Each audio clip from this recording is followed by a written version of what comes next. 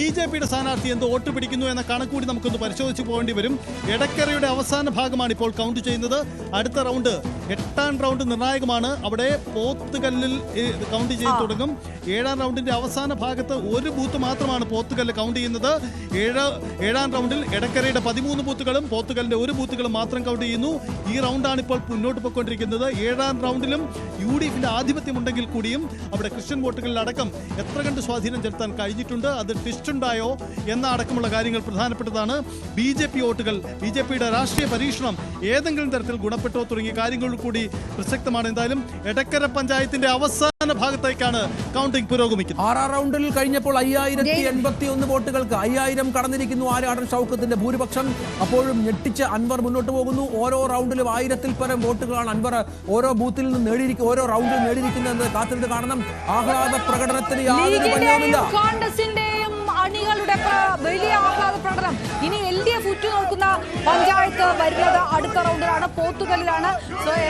M സ്വരാജിന്റെ LDF സ്ഥാനാർത്ഥിയുടെ പഞ്ചായത്ത് തന്നെയാണ്. കഴിഞ്ഞ തവണ 506 വോട്ടിന് ലീഡ് കിട്ടിയ പഞ്ചായത്ത്. ഇത്തവണ സ്വരാജ് മത്സരിക്കുമ്പോൾ ഉയർന്ന ലീഡ് ഉണ്ടാക്കണം, അതാണ് പ്രതീക്ഷ. ഉണ്ടാക്കിയില്ലെങ്കിൽ ഇപ്പോൾ 5036 എന്ന ലീഡിൽ ഷൗക്കത്ത് നിൽക്കുകയാണ്. ഇത് താഴോട്ട് കൊണ്ടുവരാൻ ഇടതുപക്ഷത്തിന് വിയർക്കേണ്ടതായിട്ട് വരും. LDFന് 9 ഉണ്ട്, UDFന് 8 സീറ്റുള്ള പഞ്ചായത്താണ് പോത്തുകല്ല്. ആ പോത്തുകല്ലൊപ്പം നിന്നില്ലെങ്കിൽ ഈ തരത്തിൽ തന്നെ ഇപ്പൊ എടക്കര നേരത്തെ വിചാരിച്ചു ഒരു പക്ഷേ ഇടക്കരയിൽ ഒരു രാഷ്ട്രീയ വിഷയം ഉണ്ടായില്ല. ഇടക്കര നിന്നത് UDFനൊപ്പമാണ് എന്നുള്ളൊരു കണക്കൊക്കെ തന്നെയാണ് ഇപ്പൊ വന്നുകൊണ്ടിരിക്കുന്നത്. അപ്പോൾ ഇനി ഇടതുപക്ഷത്തെ സംബന്ധിച്ചിടത്തോളം പോത്തുകല്ല് യാതൊരു സംശയമില്ല. പറഞ്ഞ 10,000-ൽ മുകളിൽ വോട്ടിന്റെ ഭൂരിപക്ഷത്തിൽ ആര്യാടൻ ഷൗക്കത്തോട് ജയിക്കുമെന്ന കാര്യത്തിൽ ട്രെൻഡ് അങ്ങനെയാണ്. വളരെ കൃത്യമായി തന്നെ UDF കേന്ദ്രങ്ങൾക്ക് അതുമായി ബന്ധപ്പെട്ട വിവരങ്ങൾ ലഭ്യമായിട്ടുണ്ട്.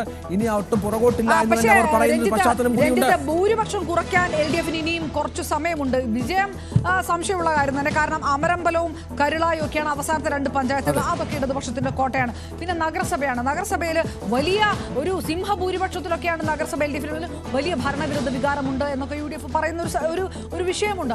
അങ്ങനെയാണെങ്കിൽ നഗരസഭ എങ്ങോട്ട് ചെയ്യുമെന്നുള്ളത് അറിയുണ്ട്. പക്ഷേ ചുങ്കത്തറ വീണ്ടും വരുന്നു. ചുങ്കത്തറ എങ്ങോട്ടാണ് പോവുക? PV അൻവറിന് വീണ്ടും ഹോൾഡുള്ള സ്ഥലമാണ് ചുങ്കത്തറ എന്നുള്ള കാര്യമൊക്കെയുണ്ട്. പോത്തുകല്ലിലെ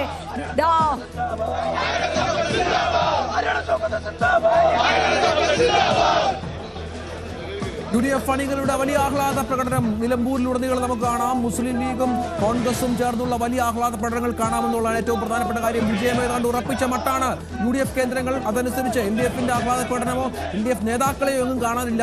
സ്വാഭാവികമായും ഈ വിജയം UDF പ്രതീക്ഷിച്ചിരുന്നു. അവർ ആദ്യഘട്ടം മുതൽ പറഞ്ഞതുപോലെ അവർ മുന്നേറുന്നു. ഓരോ നിമിഷവും മുന്നേറുമെന്ന് പ്രതീക്ഷിക്കുന്നു. ഇനിയുള്ള പഞ്ചായത്തുകളിലും ആ മുന്നേറ്റം ഉണ്ടാകുമെന്ന് കരുതുന്നു.